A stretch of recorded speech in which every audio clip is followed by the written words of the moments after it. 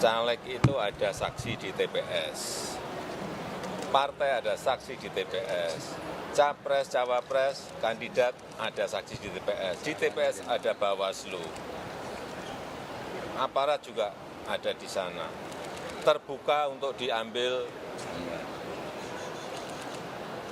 gambarnya. Saya kira pengawasan yang berlapis-lapis seperti ini akan menghilangkan adanya kecurangan. Janganlah teriak-teriak curang. Ada bukti langsung bawa ke Bawaslu, ada bukti bawa ke MK. Anda kembali bersama Rosi, program spesial pemilu dalam rangka 48 jam live secara non-stop di Kompas TV. Sudah hadir Muhammad Kodari, Bu Siti Zuhro, Bung Rocky Gerung, Bu Alisa Wahid, dan Bung Saifullah Fatah. Kita bicara soal kecemasan atas pemilu yang banyak diwarnai dengan kecurangan, intimidasi. Hari ini Presiden mengatakan bahwa jangan cuma teriak-teriak curang, laporkan saja. Saya berikan kepada Bu Siti Zuhro. Apakah Anda melihat memang pemilu yang kali ini sesuai dengan harapan bahwa sudah berlangsung secara adil, fair, dan bermartabat sehingga hasilnya memiliki legitimasi? Iya, ngomong jujur ya. Menurut saya tadi sudah disebutkan sama Kang Eep gitu ya, dievaluasi secara kritis, hampir semua lini diintrusi. Diintrusi, baik itu aparatur negaranya, ASN-nya, birokrasinya tadi kan, lalu juga melalui para penjabatnya itu jelas semuanya sangat welo-welo gitu ya. Welo-welo apa sih? Terang benderang. Terang benderang. Bahasa Jawa. Ya seperti cawe-cawe, welo-welo kan gitu ya. Jadi ini yang sulit untuk dikatakan bahwa tadinya kita berharap sangat luar biasa bahwa pemilu 2024 ini kita akan take off gitu ya. Kita akan naik kelas gitu. Seperti tadi sebelumnya kita ingin mengulang kembali apa yang dikatakan Presiden Jokowi. Ya kalau memang ada itu tinggal dilaporkan. Jangan cuma teriak curang. Ada mekanisme untuk melaporkan. Iya, makanya kenapa kita memintakan Bawaslu itu fungsional. Bawaslu itu efektif. Dia diadakan itu tidak lain tidak bukan untuk mengawasi dan melakukan pencegahan itu secara proaktif.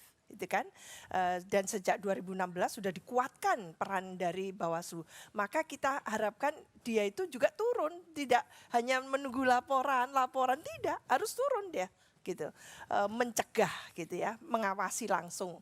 Lalu begitu ada laporan, langsung action kan gitu. Nggak endingnya nggak ada apa-apa. Ternyata tidak ada apa-apa kan gitu terus. Lah itu yang membuat kecewa masyarakat lapor itu. Saya ke Mbak Alisa Wahid dulu sebagai salah satu dari inisiator Gerakan Nurani Bangsa. Sudah datang ke banyak tokoh, mantan presiden, wakil presiden, ke Pak SBY, ke Pak JK, ke Pak Budiono.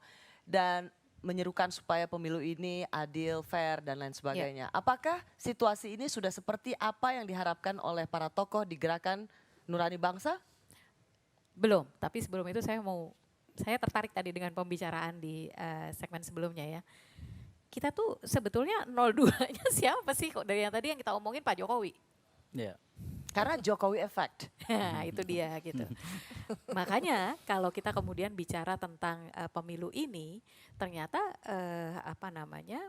kontestannya itu tidak melulu yang 6 orang ini, tapi ada juga faktor Pak Jokowi. Nah,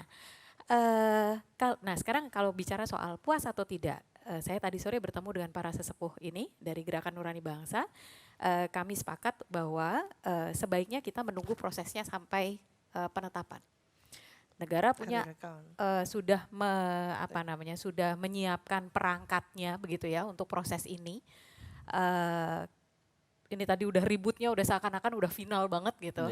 Tapi kan ini masih dinamis nih gitu. Walaupun tentu meskipun saja rasanya, ya udah stabil. Rasanya kalau kita lihat quick count tidak akan mengubah. Karena semua quick count atau lembaga survei yang terbukti kredibilitasnya, karena mereka akan mempertaruhkan kredibilitas. Ini berbeda dengan 2019. 2014 yang ada lembaga survei tiba-tiba beda sendiri. Rasanya sih hasilnya nggak akan terlalu jauh beda. Kemungkinan memang tidak akan jauh beda, tapi para sesepuh ini benar-benar tidak mau tidak mau Tergesa-gesa. tergesa-gesa, Ya. menunggu prosesnya, karena justru itu yang mau diingatkan oleh para sesepuh ini nih pemilu ini bukan tujuan akhir loh, menang ini tadi keributannya kayak gitu, seakan-akan ini terminal tujuan akhir, padahal kita tuh sedang mencari pemimpin. Ini kan proses mencari pemimpin. Pemimpinnya dapat, nanti ditetapkan. Setelah itu tuh baru permulaan untuk dia. Kita masih harus mengawasi dia seterusnya. Makanya tadi Jokowi efek, nanti harus kita lihat nih ke depannya bagaimana ketika Jokowi efeknya udah nggak ada atau masih ada gitu. Nah itu jadi apakah kita happy atau tidak?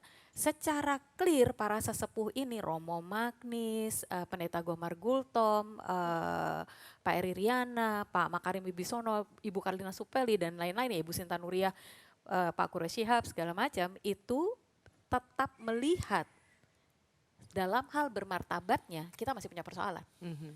Kalau kita bicara kecurangan itu terjadi sebelumnya pada saat pencoblosan dan setelahnya dalam hal penghitungan dan rekapitulasi kan gitu. Oke, tadi pada saat pencoblosan mungkin perangkatnya sudah sangat jelas, tapi pengkondisiannya Oke. level playing field tidak. Itu yang dilihat secara etis oleh para guru bangsa ini. Ya. Mbak Meskipun, Rosi, ya, meskipun saya- kalau menang jauh begini apa masih bisa ya? Masih bisa apa? Diubah? Iya, Nggak bisa. nggak bisa. Tapi catatan itu tidak boleh Iya, betul, dilupakan. betul. Bahwa terpilihnya itu ada catatan etika.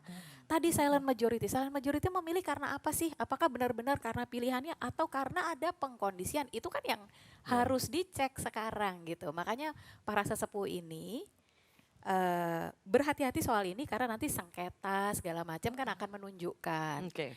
Rosi, saya tadi malam ngecek sendiri loh di websitenya KPU. Ketika masuk ya TPS sekian gitu, saya masuk tuh saya nyocokin C1 dengan angka rekap, ya memang beda, bermasalah. Tapi moga-moga ini udah diperbaiki ya. Bapak, kita masih punya peluang untuk menunjukkan bahwa ada sesuatu yang salah, tapi toh menangnya menang banyak. Atau jangan-jangan Justru itu yang saya maksud tadi, momentumnya dimanfaatkan aja, nggak usah tunggu sampai selesai. Top orang nunggu sesuatu yang orang tahu percuma, kan itu kan. Jadi yang kita sebut sebagai event itu sesuatu yang menggemparkan, dia mesti diucapkan ketika di awal itu.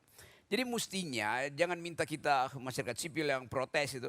Anies sama Ganjar bikin konferensi pers mengatakan kami menolak dari awal. Kan selesai kan? menolak apa? Ya menolak hasil pemilu kan. Jadi dari awal sebetulnya moral standingnya udah keropos itu satu. Kalau dia mengucapkan kembali itu orang menganggap lu kalau kalah lu ngomong moral, kalau lu menang lu ngomong elektoral kan Betul. begitu kan soalnya. Tapi kan itu saya mau terangkan itu saya nggak peduli, saya berpolitik atas dasar value bukan atas dasar fulus. Itu bedanya kan. Jadi tetap kita mau tuntut Anda dua pasangan ini datang dong ke publik. Katakan bahwa memang itu curang, maka kami menolak hasilnya. Bukan nunggu hasil akhirnya nanti. Kalau nunggu hasil akhirnya negosiasinya udah panjang gitu kan.